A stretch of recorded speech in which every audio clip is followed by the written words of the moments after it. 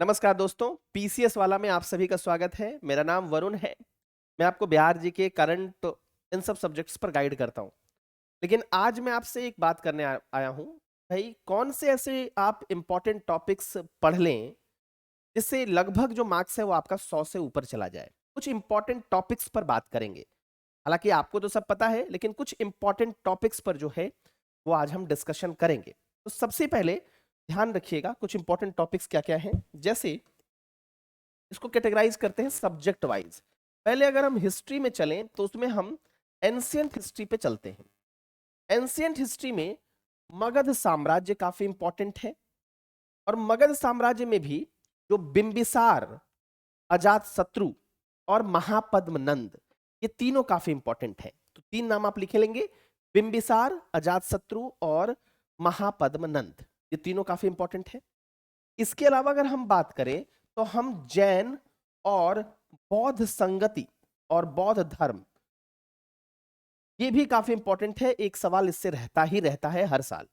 तो जैन संगति और बौद्ध संगति, जैन धर्म और बौद्ध धर्म, यानी महावीर और गौतम बुद्ध के बारे में आप पढ़ेंगे, सबसे इंपॉर्टेंट है। ठीक है। इसके अलावा मौर्य साम्राज्य में आप चंद्रगुप्त मौर्य और अशोक को पढ़ेंगे।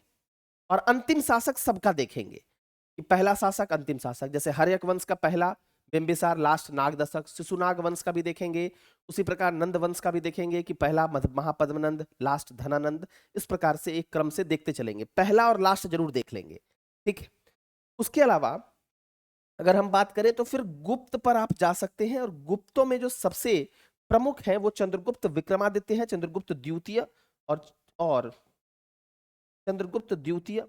समुद्रगुप्त भी हालांकि काफी इंपॉर्टेंट है, लेकिन चंद्रगुप्त द्वितीय को अच्छे से पढ़ना है। इसके अलावा विदेशी यात्री जो आए हैं उनका टाइम जरूर याद रखना है। विदेशी यात्री कब आए, जैसे मेघास्थनीज किसके दरबार में आया, चंद्रगुप्त मौर्य में आया।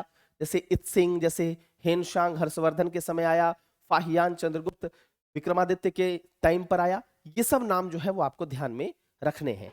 इससे जो है आपका एंशियंट वाला पोर्शन कवर हो जाएगा। अगर हम बात करें मिडिवल हिस्ट्री में, तो मिडिवल हिस्ट्री में आप फोकस करेंगे अकबर को ज्यादातर, मुगल काल में।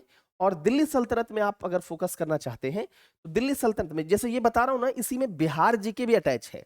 दिल्ली सल्तनत में आप इल्तुतमिश पर फोकस कर सकते हैं और तुगलक काल पर भी आप फोकस कर सकते हैं।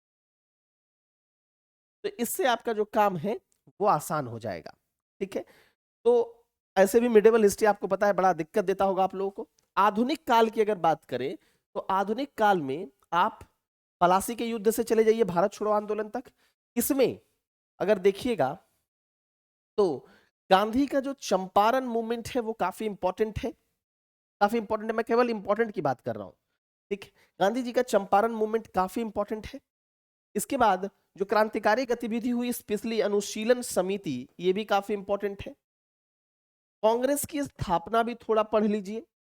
और बिहार के अधिवेशन के बारे में जानकारी हासिल कर लीजिए, 1912, 1922 और फिर 1940 में रांची में, रामगढ़ में।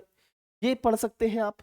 क्विट इंडिया मूवमेंट को भी पढ़ना चाहिए आपको। क्विट इंडिया मूवमेंट भी काफी इंपॉर्टेंट है, भारत छोड़ो आंदोलन, और सब में बिहार की भूमिका को जरूर देखिएगा। इसके अलावा एक जो पेटेंट है वो है वीर कुंवर सिंह, 1857 के समय वीर कुंवर सिंह, इनके बारे में थोड़ी सी जानकारी ले लीजिए। इससे एक सवाल जरूर आता है, इससे एक सवाल जरूर आता है, और यहां से एक सवाल जरूर आता है। और अगर मैं बात करूं तो Congress socialist party, Bihar socialist party, इनको थोड़ा सा देख लीजिए। एक इंपॉर्टेंट जो चीज है वो है किसान सभा। इसको जरा जरूर देख लीजिएगा, क्योंकि स्वामी सहजानंद सरस्वती का नाम हमेशा बीपीएससी पूछता रहता है। तो ये आप हिस्ट्री वाले खंड में देख सकते हैं। ठीक है। इसके बाद अगर बात करें ज्योग्राफी में, तो ज्योग्राफी में तो देखिए भारत के भूगोल से ज्यादा सवाल पूछता है। और उसमें आप जो है फैक्चुअल सवाल पूछेगा तो उसमें जो है ज्यादातर कोशिश करिए थोड़ा सा मिट्टी पढ़ लेने का, और भारत के पर्वतों वगैरह के बारे में जानकारी, नदियों के बारे में जानकारी, भारत की क्लाइमेट्स के बारे में थोड़ा सा पता कर लेंगे। ये जो है ज्योग्राफी से, ज्योग्राफी ज्यादा सवाल पूछता नहीं है, थोड़ा बहुत आता है जिसके बारे में मैंने आपको बताया। मेनली मेन जो है उस पर हम थोड़ी सी ज्यादा बात करेंगे। इकोनॉमिक्स में देखिए बेसिक जो इकोनॉमिक्स है, बेसिक टर्मिनोलॉजी, जैसे repo rate, reverse repo rate, इसको पढ़ लीजिए आप लूसेंट से, या फिर जो हमारा क्रैश कोर्स आ रहा है उससे आप पढ़ सकते हैं ये। और इसमें क्या है, इकोनॉमिक सर्वे और इकोनॉमिक बजट जो है इसको जरूर पढ़िएगा भारत के रिस्पेक्ट में। और बीपीएससी दे रहे हैं तो बिहार के रिस्पेक्ट में इसको जरूर पढ़ के जाइएगा। और उसमें भी जीडीपी, फिस्कल डेफिसिट, ये सब जरूर पढ़ें। जीडीपी के बारे में थोड़ा सा, फिस्कल डेफिसिट के बारे में, इन सब के बारे में जरूर पढ़ें। साइंस के बारे में बात करें तो साइंस में बायोलॉजी पर ज्यादा फोकस करेंगे, इसमें सेल, वाइटामिन्स, इन सब पे ज्यादा आपका फोकस होना चाहिए। ह्यूमन जो डाइजेस्टिव सिस्टम है इस पर फोकस होना चाहिए। फिजिक्स में बात करेंगे तो लाइट पे फोकस होना चाहिए, लाइट वाले चैप्टर में। तो साइंस में बायोलॉजी वाले एरियाज को आप ज्यादा कवर करने का प्रयास करिएगा, ये साइंस का है, ठीक है। इसी तरीके से अगर मैं बिहार जीके की बात करूं तो बिहार जीके में एंसेंट हिस्ट्री तो आपने देख ही लिया। ज्योग्राफी में बिहार की नदियां और बिहार के खनिज काफी इंपॉर्टेंट हैं, ये जरूर पढ़ के जाइएगा। बिहार की मिट्टी से भी संबंधित सवाल पूछा जाता है, ठीक है। लेकिन बिहार इकोनॉमिक सर्वे और बिहार बजट जरूर पढ़ें, ठीक है, बिहार बजट जरूर पढ़ें जो लेटेस्ट वाला हो। करंट अफेयर्स की अगर बात करें तो एक साल का करंट अफेयर, जैसे फरवरी में एग्जाम है तो जनवरी 2022 से करंट अफेयर्स पढ़ें। इसमें नेशनल, इंटरनेशनल ये भी पढ़ेंगे और साथ ही साथ बिहार करंट अफेयर्स भी पढ़ेंगे। ये मैं भी आपको पढ़ाऊंगा एक साल का पूरा। बिहार करंट अफेयर्स भी पढ़ेंगे, दोनों पढ़ेंगे, क्योंकि दोनों से सवाल आपका पूछा जाता है, ठीक है। तो ये दोनों जो है काफी अच्छे से पढ़िएगा, बिहार करंट अफेयर्स और नेशनल करंट अफेयर्स। मैथमेटिक्स की अगर बात करें तो मैथ्स में तो आपको पता है कि नॉर्मल सवाल पूछे जाते हैं, जैसे परसेंटेज से सवाल पूछा जाएगा, प्रॉफिट एंड लॉस से सवाल पूछा जाएगा, टाइम एंड वर्क से सवाल पूछे जाते हैं, कुछ रीजनिंग के सवाल क्लॉक से होते हैं। इस प्रकार के सवाल आपको मैथ्स में देखने को मिलते हैं, ठीक है।